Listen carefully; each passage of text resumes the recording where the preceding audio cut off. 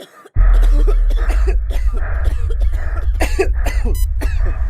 authorities have activated the most serious response level after an outbreak of a new type of viral pneumonia. Japan is feeling growing pressure to cancel this summer's Olympic It is Games the biggest as ever athletes lockdown India practicing has ever social seen. County distancing states and train union from home. territories have gone into revolt.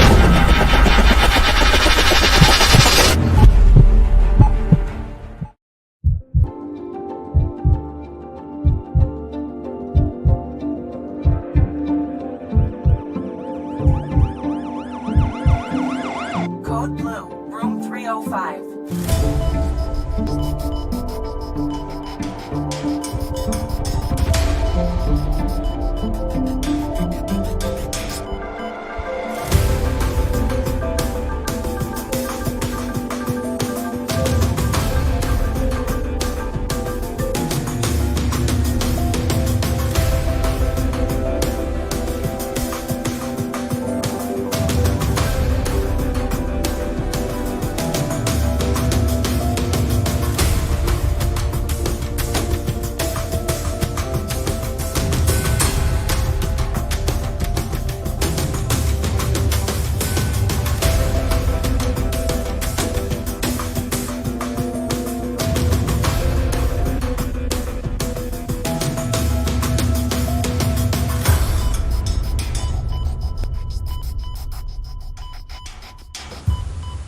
Man, no one was here. Today is the 24th of March 2021, 25th of March of 2021, and Brazil right now was just classified as one of the most dangerous places for the virus to reproduce, and it could become a sanitary health crisis that could impact the whole world. So that's how COVID has impacted Brazil. Our government has not been doing a good job. We talk about the US, the pandemic, it's being really harsh in here, but you don't see the US going on lockdown like Europe, and you're not seeing the US going on lockdown like Brazil, and things actually getting that bad. So things are very hard in Brazil. My parents were doctors, which meant that I was a little more worried about them. They did not get infected last year in 2020, but my dad did get infected this year. And thankfully, even though he did get hit by the symptoms pretty hard, they're all okay now. I think in terms of UA being hit, it was mainly based on the job market, because they have majority of their populations are expatriates. And so a lot of them lost their jobs and had to move back. And that is obviously a scary notion to have, losing jobs. And so I think it impacted the economy more than, I would say, the public health. Spain was one of the countries that had the biggest impact in the world. I believe it was like the third country or the fourth country. The government did a very bad job. They were not transparent with the citizens. They were saying that everything was fine, but it wasn't. They would lie about the people that were dying from COVID, so the citizens will not try to kick out the government at that moment. They did very bad. Vietnam, being a very small country, we have, and also being an Asian country very close to China, I think we have a good idea of how to protect ourselves from just like natural elements like that. And so I haven't been back to Vietnam since COVID started, but my mother told me that we have a very tight border, and we don't accept flights in and out anymore. I mean, we do, but it's on a very limiting basis. So in order to go back home, we would have to, there's only one flight per month, and people here have to travel to San Francisco, or I think in California, I don't know where exactly, but we have to travel there, and then have there's only one flight from San Francisco to Vietnam, but we have to be quarantined in a different town before we can actually go back to our hometown in Vietnam. And so that window was very important, because that's how the government limits spread and keeps everything under control. And so we haven't had a single new case, I think, since, don't quote me on this, but since a few months ago. And so it's working very well. I've heard one or two occasions where people from China, I don't know, they did some illegal traveling, and so they crossed the border without inspection, and so they caused a new spread, a new breakout. But I think we was under control now. Yeah. It's also because of the size of the country. People in Vietnam, okay, this is another different from U.S. People in Vietnam, we don't have as much. We don't have as much of a sense of individual freedom as we people here value, and so when there's a new regulation from the government that is issued, people just follow. They don't question, or they don't like rise against the mass. So like here we have the requirement to wear a mask in public. I know there's some people who don't like that, but Vietnam people follow that to the T. We don't question it. We don't have any kind of like, I don't want that. So the reason why people don't do that is because I think it's ingrained in our mentality. It's just the whole system is different. Like the politics in Vietnam it's a one-party government. It's socialist, communist. So I think people in Vietnam are used to not having the confidence or the motivation to actually go against the government, because that's not the option. And so, but I think there are pros and cons to that. It's a double-edged sword. I think it does benefit to some degree to have your own your own say in whatever you do. But when it comes to healthcare, to people's health and safety, I think it's important to do whatever is good for the public, and not just for your own good, Where were you when you learned about the campus closing down because of COVID-19, and what was your first reaction? How did you feel? I was in Opus 332. You guys all went to the farm.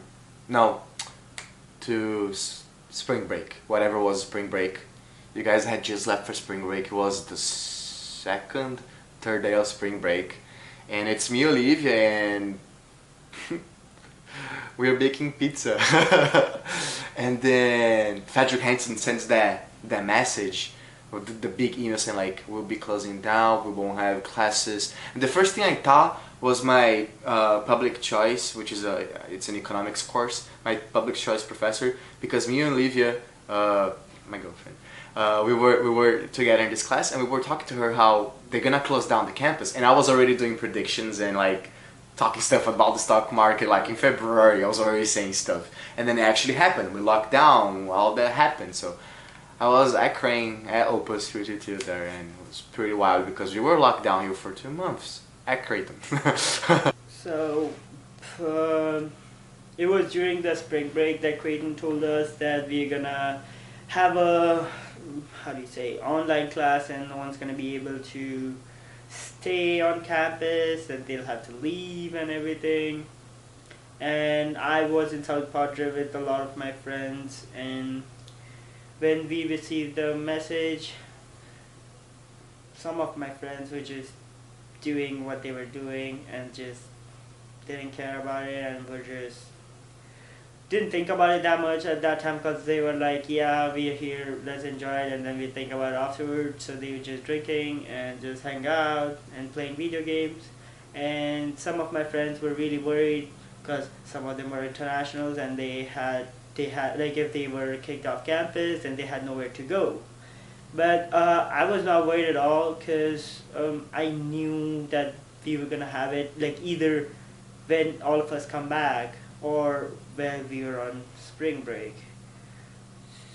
So, but I didn't want to tell anyone, because it would just make everyone worried that, yeah, we should not go at all, and then it would just like cancel all the plans. And then if we cancel the plans, then it would be pretty bad, because everyone would be like, yeah, we missed this spring break and everything. So honestly, last year seems kind of like a movie, because we had gone to South Padre, because at that time we hadn't taken COVID as seriously, and I think we were just wrapping up the holiday, and we found out that campus was closed. And I live on campus, and even people who lived on campus were encouraged not to come back.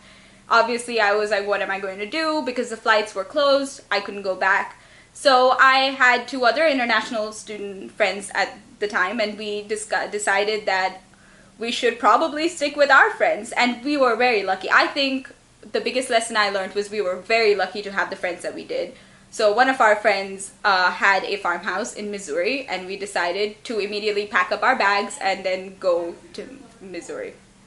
I was at my new apartment actually. It was, I think, late February. And I just finished my first semester of nursing, and so I spent more than half of my nursing education in quarantine, in COVID. And so it was interesting because as a nursing student, you had to pass clinicals, and you have to go to hospitals to work as an intern. And so it was interesting to experience all that as a new student nurse, and as as the whole world was experiencing a new pandemic. It was very scary. So after we found out that we were in a lockdown and like the school's gonna be closed, my friends who were from Belgium and Dubai were really worried about it, because apparently none of us internationals would be able, like most of us internationals wouldn't be able to go back home because everyone was worried and they had closed their borders. So they were really worried about it. But my friend from Belgium's boyfriend had a farmhouse in Missouri, and him and his family were gonna be there. So he told us that I'm gonna ask them if I'm gonna ask my parents if like all of you could come with me since you don't have any problems. And his parents are really nice and they're one of the best people in the world, and they said, yeah, like I don't see any problems with you guys coming here at all. So that took a little bit of anxiety, stress, and a lot of words which you can use from my friends away. I didn't have any of that because I knew that if it would have been fine, because I would have just like stayed in my apartment and it would have been fine. But they were happy too now. Like I wouldn't say happy, but they were not worried now. So we were at least 8 or 9 people at my friend's farmhouse.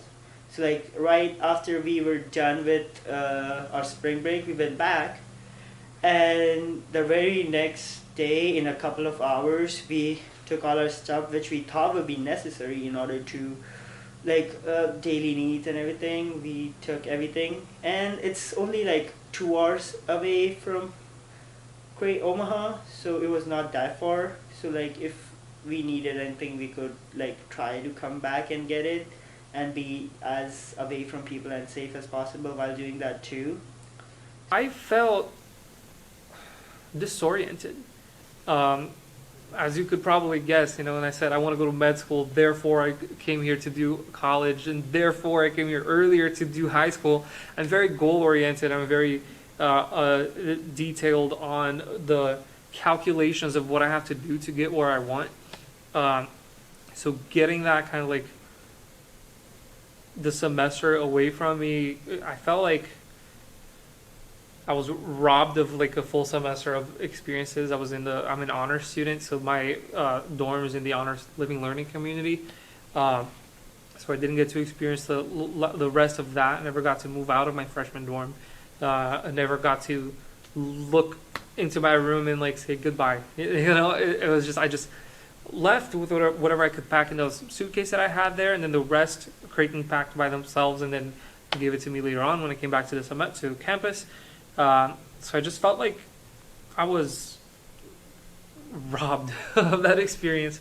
Of course, I understand what happened, and at that point, it just became kind of a grief sensation of that sucks. I was feeling like the world was ending, because it was like something like that has never happened in my lifetime before, in our lifetime, and so it's only natural to feel a little bit weirded out by this whole experience. But the mask wearing is not new to me, because Vietnam, we wear masks whenever we travel, like whenever we're on the street. It's very much polluted and very like it's very dirty outside, and so it's safe to wear masks when we ride on motorcycles, and so that's not new to me.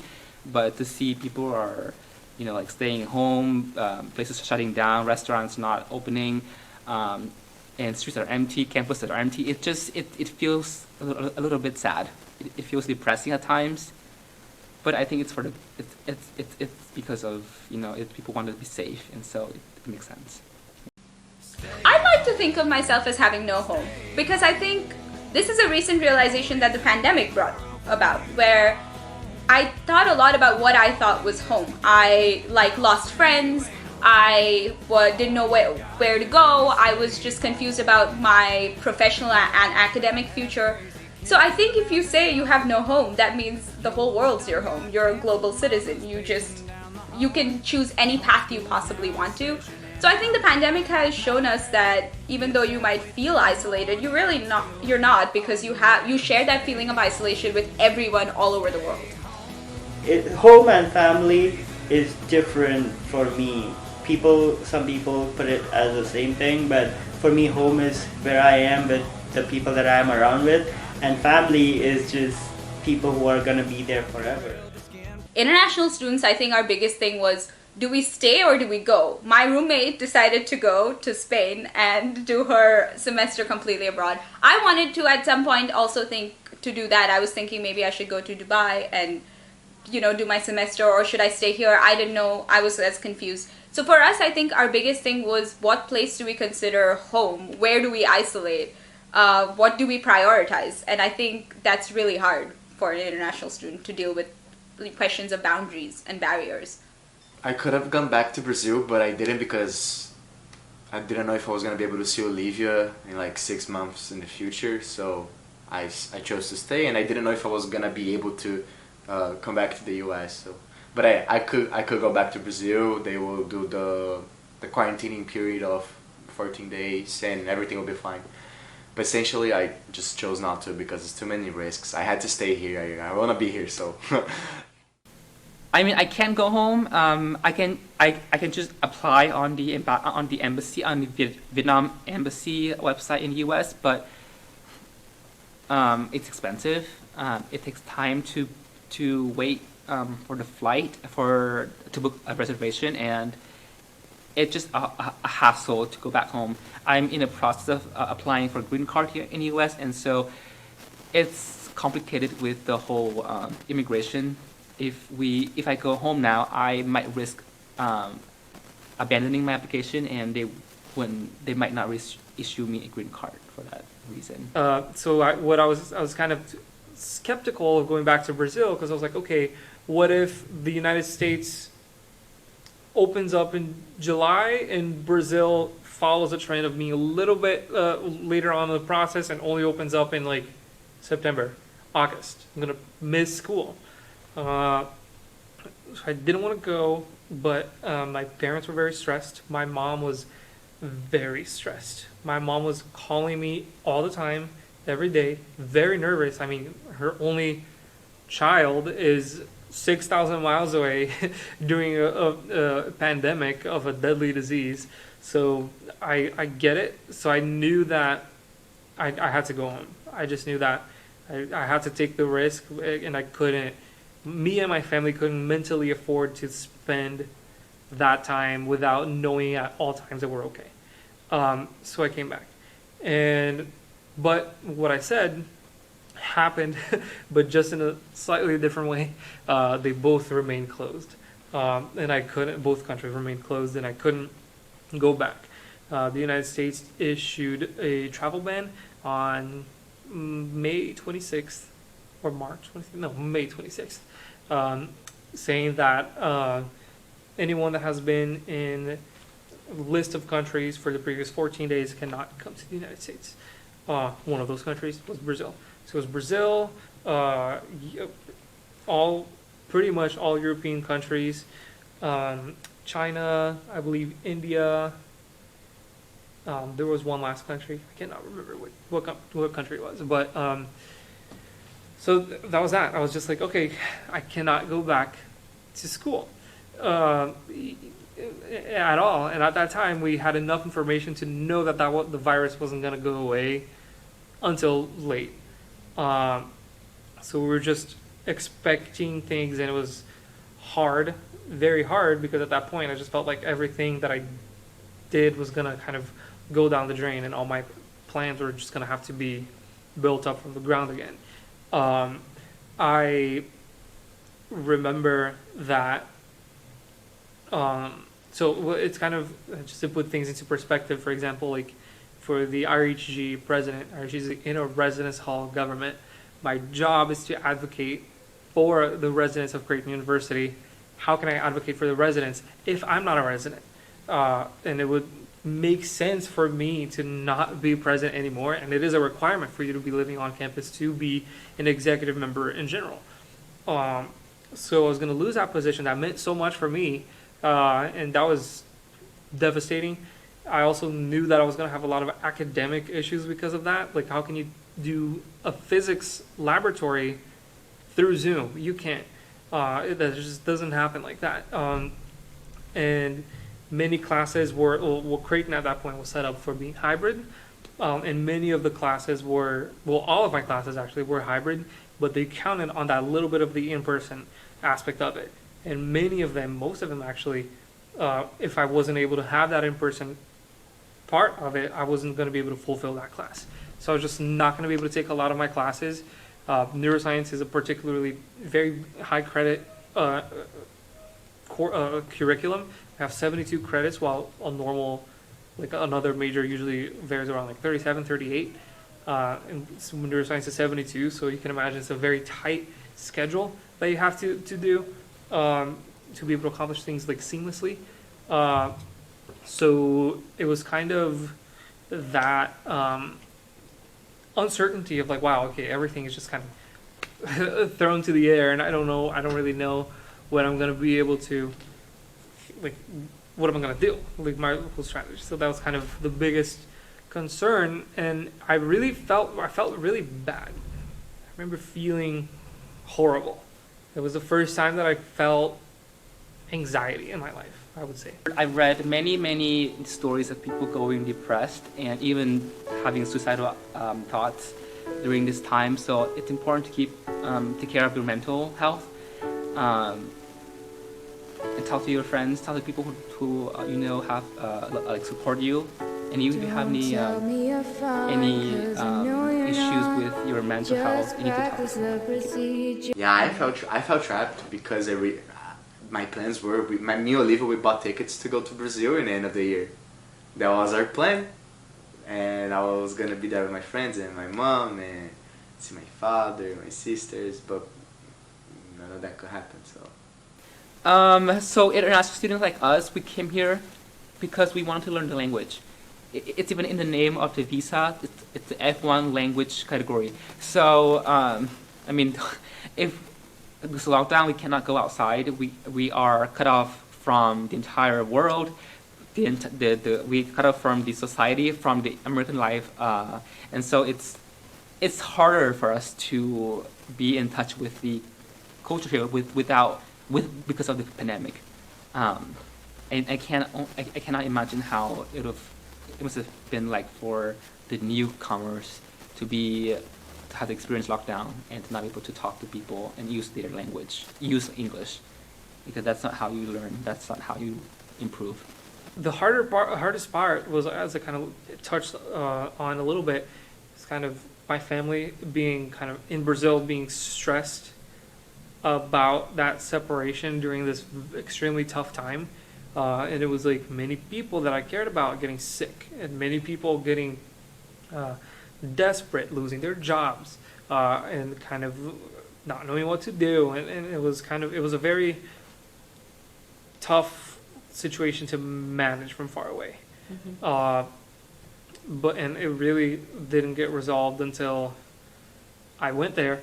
But I know nowadays that, like, I need to listen to myself more. Like, I always knew that was going to happen. I knew I was going to get stuck in Brazil. And I went there. Logistically, I knew that I was wrong in doing so. But emotionally, I knew that I needed to do that. So I don't know what would have changed about the perception that I have over it now. I definitely value my time in Brazil more now that I've been through this. But I don't know if I'll do the same thing if it happened again.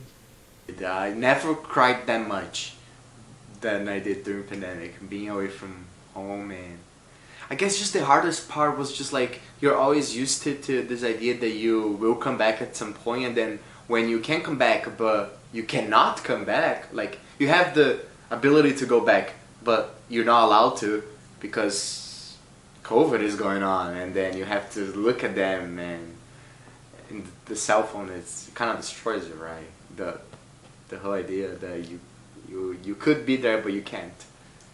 I think the anxiety began when we realized that we didn't know how long this was going to be. We had thought that we were going to be there for 2 or 3 weeks maximum, and now we didn't know how long that was going to happen and whether we could ever go back to our countries. And so that kind of sucked because I'm a person who likes a lot of personal space, and obviously if you're sharing a room with like your friends, it's not going to be the easiest like situation to deal with. However, I think they were really good at like helping me overcome my homesickness. Like they'd force me to go outside and play hacky sack with them. There were times, in fact, that first 2 or 3 weeks, I was in bed like under the covers, not even coming, and I would have really great friends who'd come up, give me like cookies, it forced me to go shopping with them. So yeah, it was good because I felt like I had a family away from my family, and my family kept in touch with me too because they would always video call me, and they knew that the safest place for me at that time was to be at the farmhouse. Being a mental health nurse myself, I do feel some negative impact of COVID on my mental health. I have never had any mental health issues in my life before, and I don't think I do have any mental health issues now, but I do feel depressive episodes coming in and out. Not to the degree of an actual to be a natural diagnosis of depression, but I do feel a little bit down, and sometimes I can feel like I was getting anxious for no apparent reason besides the fact that I don't get to go home. I'm stuck here, and my roommates are stressed out because of one of my roommates is in farm school, so she's very stressed out by her work, and so I feel like their energy is kind of like impacting my energy, and it feels like I was not living in the most optimal positive environment. But it's only like it makes sense to feel that way, you know, when everything around you is not the same anymore, not normal. So yeah, and I miss my grandmother. She's old, and so I don't want to. And I mean, she's also I don't know when she's gonna, you know, when the time comes. I mean, it's just scary to think about that I won't be there if that time comes, you know. Yeah. It really took a toll on me when school was coming close, and I was very close to losing my semester and my developments up until then. As I said earlier, it's like it was the first time that I was like, anxiety. I'm feeling anxiety right now. This is it. I remember I would be like, especially when it got like to late July or so, when it was like really knocking on the door. It's like, you need to get back to the U.S. I remember going to bed, and I would lay down, and the only thing that I could think about when I put my head on the pillow is I'm losing everything. Losing everything that I worked for since I was 16 years old. And I left my country not knowing how to do anything in my life, thinking I knew how to do everything in my life, but realizing that I knew nothing. So I did all of that, went through all the obstacles and the challenges that gives you, that being an international student gives you, and got here and I just ripped away. So it was very hard, and I remember almost every night I would start thinking about it, my heart would race, my arms would go numb. Both my arms went numb almost every single night when I went to bed, and it was it was crazy. I was like, am I having a heart attack? And then that's when it clicked. It's like, you're just probably having a panic attack almost every night. And it was bad. It was very bad. And also, I feel like I also gained a lot of weight. I was eating a lot. Compensate, or I don't know, I was just eating a lot of food. I also feel like I got very irritable with things. I would just like go to bed at like crazy hours. My family would be waking up when I was going to bed, because I spent the entire night like watching Grey's Anatomy, because I couldn't be quiet and like try to concentrate to go to sleep, because my mind would get stormed with all the thoughts of pressure that was going on at the time. So I just binged all the 17 seasons of Grey's Anatomy in one summer. On a serious note, international students faced a lot of problems because first, cannot go home. Second, kicked off campus. Well, they would be able to live on campus, but like there's nothing you can do because you'll stay in your room alone. And if your roommate was international, there was someone to hang out and talk to. But if not, you're just alone, and because everyone else is home. And so I would say a lot of internationals, like who were in at Creighton, had a really tough time with that. And the biggest feeling, I would think, a challenge that international students had, was a feeling of not belonging and homesickness, because they couldn't go home, and over here they had no one. So it's just like they felt like it, because I'm in the ISA and I'm the vice president, so I know that I've talked to people, and I've talked to the international advisor that we have, and she told us that people just don't feel like they're welcome, because like there's nothing to do, no one here, no one to talk to. So they just don't feel like they belong here, because if they were back in their country, they would be with their family, talking with them, having fun. I would take like having fun, and then they just feel homesick, and which would just like trigger a lot of mental thoughts which are not good in a situation where you are just alone in a room. So we in the ISA, we try to be as helpful as we can. We talked to them, we contacted them and everything. And we also did a lot of online events where we would just like play games online, or record some videos and send it to everyone and everything. So it was we tried our best to like make them not feel bad, but I can understand that they, like every international student, faced a lot of challenges. I think those would be some of the challenges. Like there's a lot which we can name, like the one where we weren't able to know if we would be stuck if we would be able to study here or not, because like we could not take more than one online courses and everything was online, so no one was sure what's gonna happen, we're gonna be able to stay here or not. That's like one of the biggest challenges that every international faced over here in US. And yeah, those would be some of the challenges, I would say, out of a lot that we face. I think it matters so much more when you are a foreign national, because you are literally at the mercy of the government. You don't have any legal rights here besides your I-20 or your status. The whole Trump thing, saying like, guys, if we can have in-person classes, you out. I'm like, dude, what? Did you hear yourself? We had Harvard needed to say something, right? I mean, Creighton didn't say anything, but maybe they did. I don't know. They did.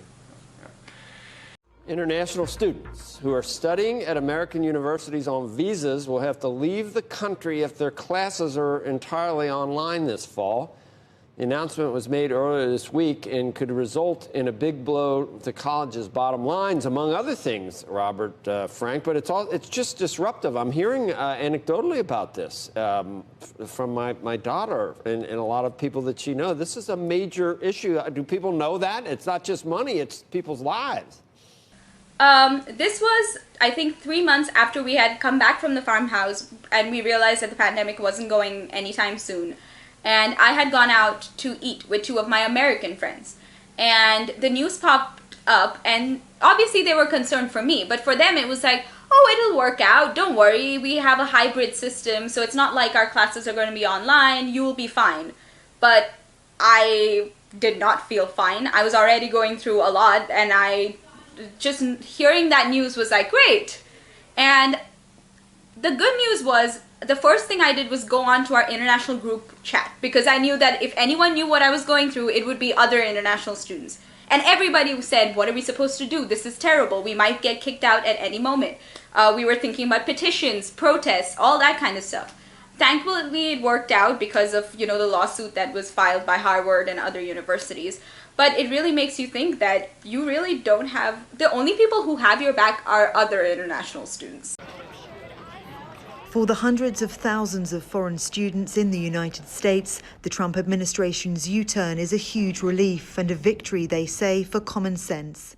Earlier this month, the U.S. Immigration and Customs Enforcement Agency, or ICE, announced visas would be withdrawn from foreign students and they'd be forced to leave the country in the autumn if their studies were moved entirely online.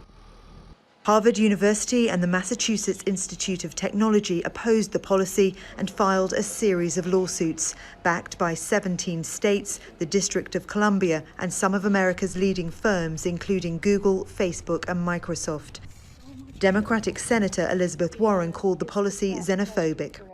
In the face of widespread opposition, the Trump administration backed down on Tuesday, but not soon enough for many foreign students.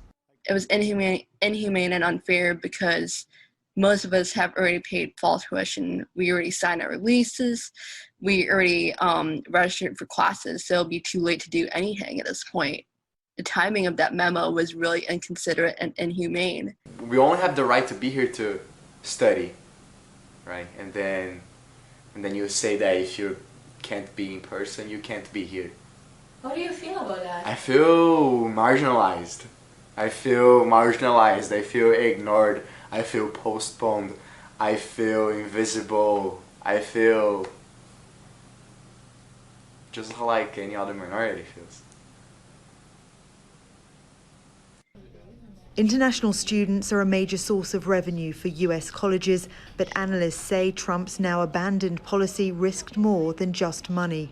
If you look at the foreign students, you have more than 200,000 of them coming from India, more than 50,000 coming from South Korea, more than 30,000 coming from Saudi Arabia. These are students from countries that are very close to the United States.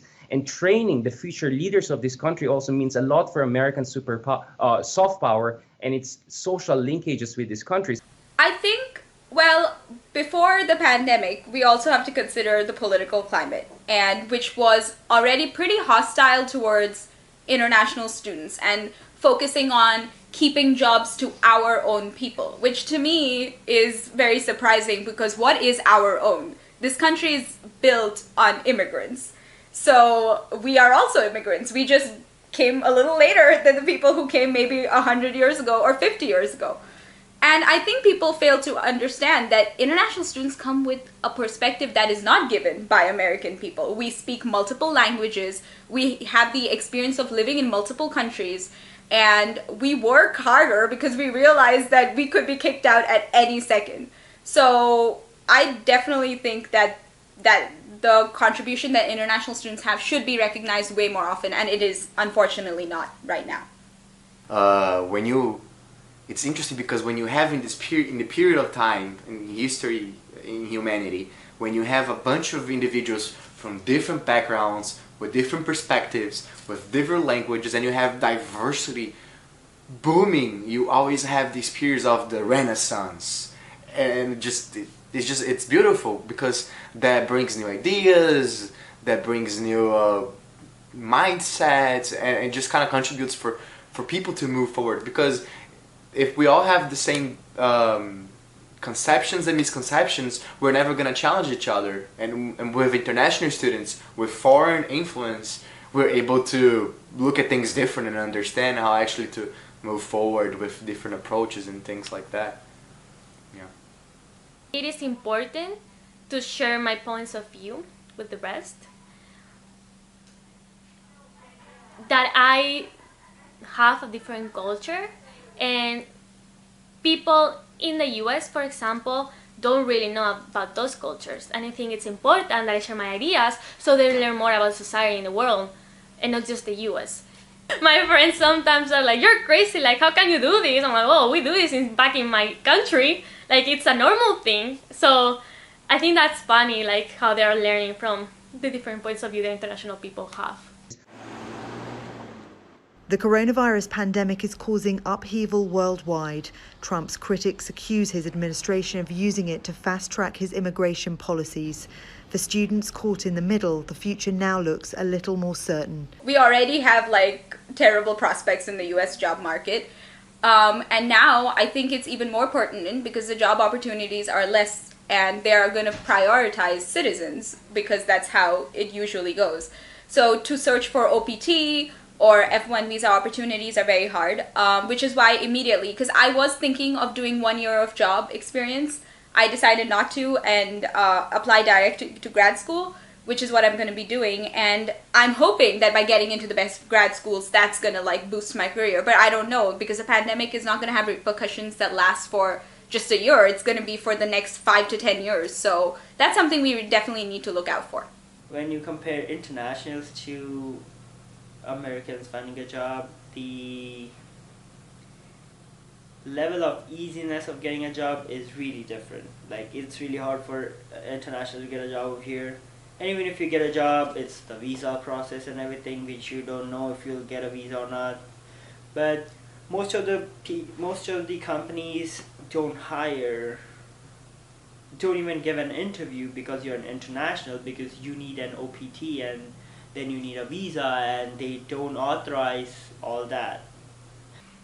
It definitely has had a bad impact on the job economy for international people. I was looking for internships and I couldn't find any, of course. It's more expensive to hire international people. So yeah, it had a negative impact, but I think now it's getting better. Also with the new president, Biden, like he's giving more visas, more work visas to the companies and trying to increase the number of international people that is working in the US. And yeah, like I actually got an internship and I thought I wasn't going to. So yeah, I think now it's getting better. We don't find a job anymore. We're not, I don't know, I've got 50 plus no's, primarily because I am not a US citizen and because of COVID scenario. They're not willing to take on the risk of having me as an intern with my OPT for 1 year, but then they will have to sponsor me in the future. Is that even worth it? Couldn't we allocate our resource better? So that's basically what happened. They're not looking at us anymore because just the situation. And that's I get it, because when things go south, we look for our people and we're not their people. So European people will have an easier time. I'm from Brazil. Even though we're the largest democracy in the south, like still we're considered Hispanic. We're not even Hispanic. We're not Hispanic. Worst memory in the US is on my freshman year. I was playing pool at Creighton dorm, which is my freshman dorm at Creighton, and things went a little south. I really don't know why. And then like this guy, white, called me go back to your country, you're dirty immigrant. And then I remember that first I tried to throw the stick on him, and then I went forward to jump on him. And then a friend of mine, aka Eli, he held me in the air so I wouldn't bit the guy, because I've never heard that before. A dirty immigrant and go back to your country. I'm like, it can get less xenophobic. It cannot get any. It's crazy. I remember we were playing tennis and then we went to conditioning, and one of these girls, she started throwing rocks at a Spanish guy, and she started laughing at him because he was international and she couldn't understand him when he was talking.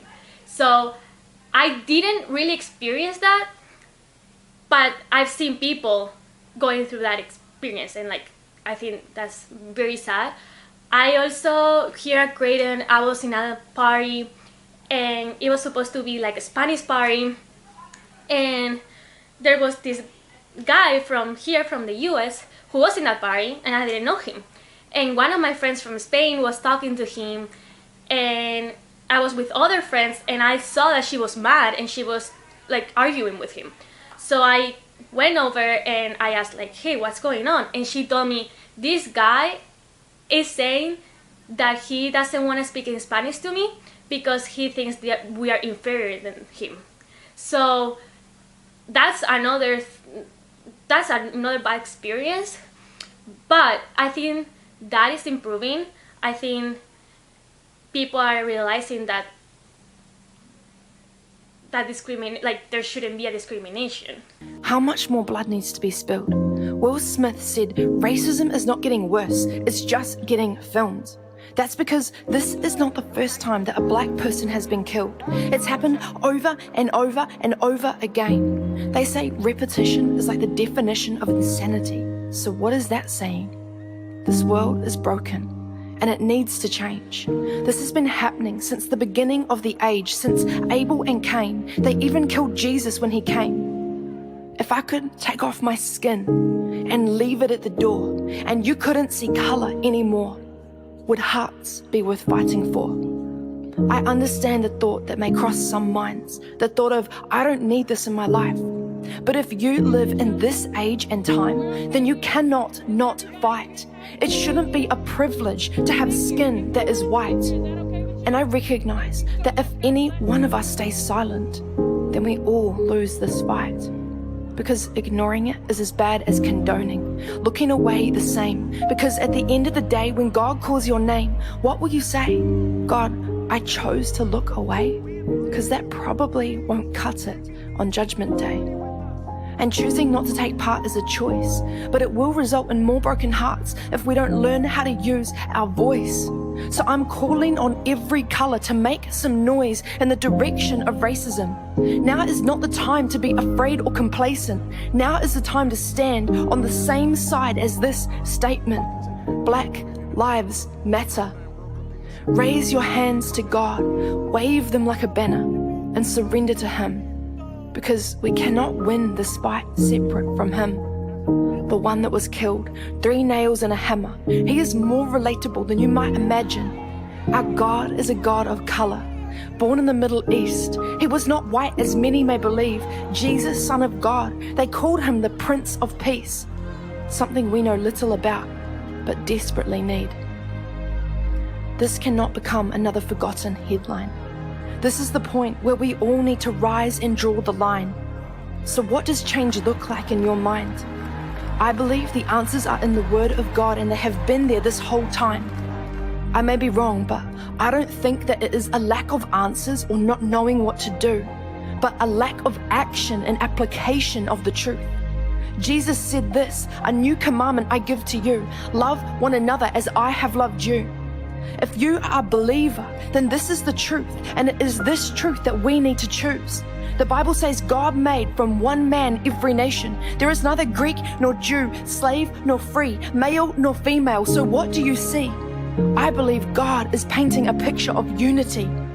We need not look at ourselves to find the answers, but we must be compelled to take our chances on the God of love, peace, a sound mind.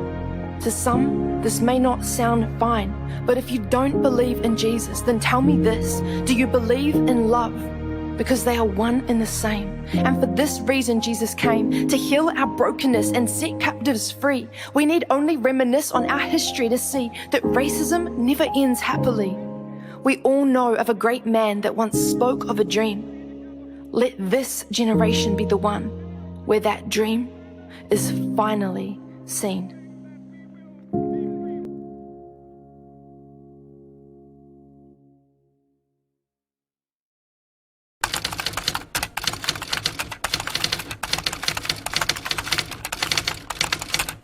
Stay home, stay home. No reason in the world for you to roam. We're all in this together, no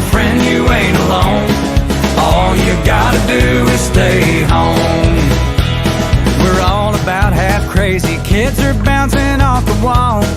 Yoga's done got canceled, mama's pacing down the hall. Homeschool's now in session, and I'm pulling out my hair. It's halfway through the morning, I'm still in my underwear.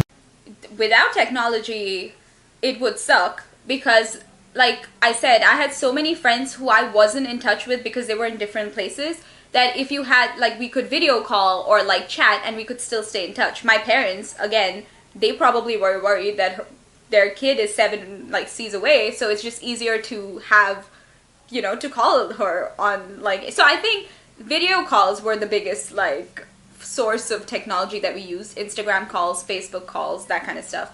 WhatsApp, Snapchat. I used a lot of Snapchat during the farmhouse to keep in touch with friends. Yeah, so I think those were my primary social media thing. I think it's, on one hand, it's great that we had those resources, but on another hand, I'm kind of curious as to what would have happened if we were completely isolated at that farmhouse with no way of communicating. Would we have grown closer, or would we have felt an even more, like, stringent feeling of isolation? So, technology, if we talk about quarantine without technology, it would have been impossible for anyone in this world right now to be able to survive without technology, even with pandemic or without pandemic. But in the pandemic, the use of technology was more because classes online, if you want to talk to someone, it was online, you couldn't meet anyone, you wanted to do anything, it was online. I think having technology was very helpful because I could keep in touch with anyone at any time. And at some point, it's like, it was like, okay, I'm here in the United States, and I talk to all my family and all my friends in Brazil virtually all the time, either way. So I was just not being able to see them, but it was harder because I was like a few miles away from them instead of 6,000. So that's the only difference, but the contact between us kind of remained the same-ish. But when it comes to the other way around, of me being in Brazil trying to communicate with friends here, it was also very important because this is my new day-to-day. So this was, the Americans were the ones that were taken away from me, kind of. So that was very important for me to be able to keep in touch, and with all the time zones and all that. It was kind of interesting to manage. Arizona has a different time zone than Omaha, that has a different one to Maceió. So it's kind of interesting, but it was very important. The little bit of contact that I was able to get with the people that the family that I chose here was very important. And I think that without technology, that would not have been feasible at all. I think I would have flipped out, to be honest. Imagine this kid out in the middle of Brazil in a slum, and they don't even have electricity because they barely have like running water. They just live in bad conditions. These people, they used to go to school and they were fed in school, right? And then COVID hit, and then we couldn't be in person. Imagine now, this kid not only now doesn't go to school, also doesn't have access to school because he doesn't have technology, because he's marginalized, but also it's now starving because school closed, people stop eating. We know that in quarantine, in lockdown, people, the only way to entertain ourselves was to, not the only way, but like one of the major ways of entertainment was to watch movies, right? Watch Netflix, going online, talk to friends, using Zoom for class activities. None of that would be possible if technology didn't exist. And so, if we were living in the Stone Age without technology, I think this pandemic would have wiped out. The whole culture, the whole civilization of humankind. We would have gone completely backwards. We would have no education. We would have no healthcare. We would have nothing. And so it would have been a disaster. People would have gone. We would have died. Yeah. We became dependent because our whole socio-economic system is dependent on technology. And right now, if the whole world blacks out for a whole day, you see that people gonna go in anarchy. As we move towards the future, we're gonna be much more dependent on technology now. We cannot even go outside without our phones. We cannot even go to the bathroom without our phones sometimes. And so that speaks volume to how dependent we are on just everything around us are technological now. Even the essential things like healthcare, like money, all of that is also like technology. People go to the hospital and they check in through machines. We nurses document information on machines on computers, and we store information on in computers. And so we don't have paper we don't have paper like documents anymore. We only have online systems now. And so if that is down, if that is gone, we don't have anything to store patients' info, and that's a disaster. Yeah.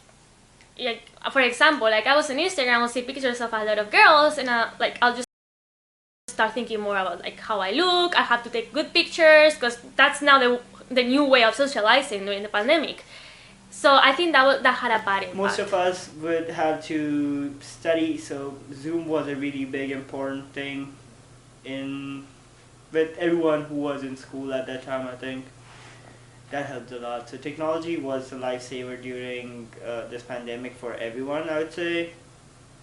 Yeah, I didn't study at all. Didn't study the pandemic semester because I was thinking like, man, I have like grandparents, and then I also like miss home, and now this all sucks, and I have to wear masks, and like nothing against that. Masks are good for the protection. We know that, but it's just the change.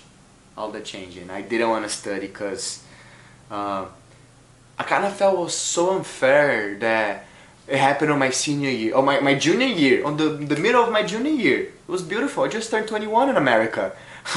It was beautiful, but everything was just struck down, and you saw how easy our system cannot operate, and yeah, it was really hard. It was really hard. Yeah, for me, I would say it was really hard. Even though I like waited for the last moment. Well, one of the reasons it was hard for me because I waited till the last moment.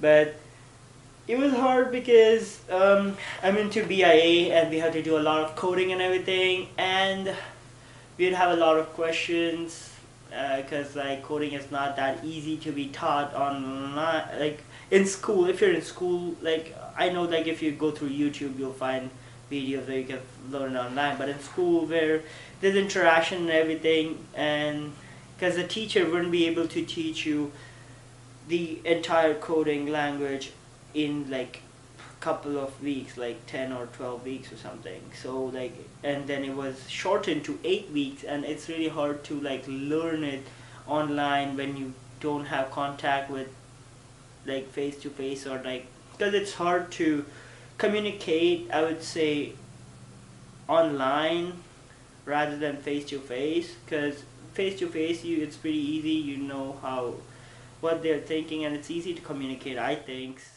This period will also be remembered for the lessons it has taught us. Thank you, coronavirus, for in shutting schools, closing markets, slowing work. You have reminded us to be grateful for what we have, to not take any of it for granted. As our normal life comes to a standstill, we are learning to appreciate it for its luxuries and its routine. Thank you for separating and creating a social distance. In that distance, we grew closer. We are now catching up with friends and families we missed while we were too caught up in the busyness of life. Thank you for confirming that it is humans and our activities that have been killing our planet. While cities go under lockdown and we isolate ourselves, nature is replenishing. Skies have become cleaner, water is cleaner, and emissions have reduced, giving us a vision, teaching us this is proof enough to push for long-term changes. Thank you for pushing us to reevaluate our lives, giving us the gift of time, allowing us to pause, reflect, and introspect. We are now forced to prioritize what is important to us. What we thought to be looming problems might not be as big after all. Thank you, coronavirus, for bringing us together as a community, for making us pick our battles mindfully and reminding us that the fight for one is a fight for all. It has taught me who are the most important people in my life and who are the ones that care about me the most. Also has taught me how to keep in touch with those people, how to keep like, during the pandemic, I was worried about my family, my grandparents, were they okay? So it has taught me that I have to be more in touch with them, not just during the pandemic, but in general. And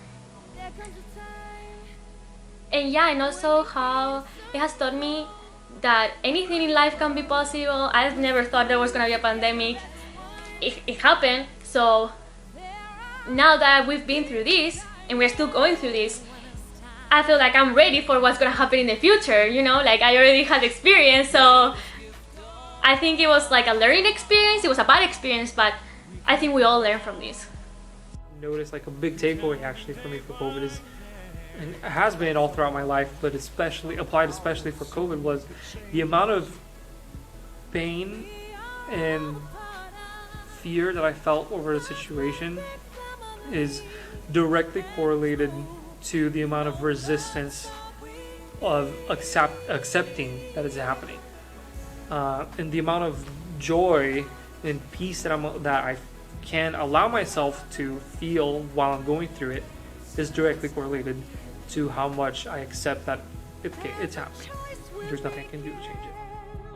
I think the most helpful lesson was that I've had a pretty easy life, and it's something that I've been teased for actually when I came here, because it's like, yeah, you lived a sheltered life, like, you know, you're living your best life. And the pandemic led us all to be living our worst lives. Some people, it was really, really bad, way worse than I could ever go through. Some people, not so much. But I realized that when I was thrown in a crisis situation, despite me being like not in the best like state and often lashing out at friends, I could bounce back from it. It took a while, but I could. And I think it just showed me the resiliency of human spirit. And like I said, social connection, super important. Alone time, super important. Knowing how to balance those things, super important.